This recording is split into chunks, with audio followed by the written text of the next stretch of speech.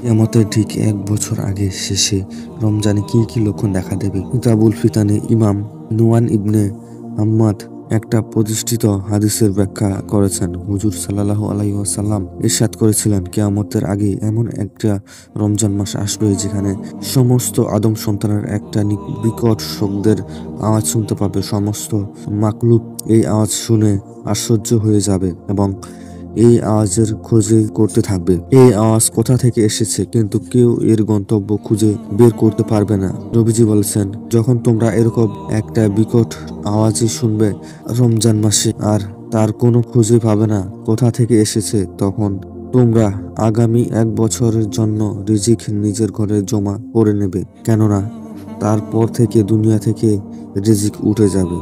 মানুষ ক্ষুধার্ত হয়ে মরে যাবে। ওইটাই দুনিয়ার শেষ রমজান হবে। তারপর আল্লাহ এই বরকতময় রমজান মাস দুনিয়া থেকে উঠিয়ে নিবেন। মহান আল্লাহ পাক আমাদেরকে বরকতময় রমজান মাসগুলো সবগুলো রোজা সঠিকভাবে পালন করার তৌফিক দান করুন। আমিন।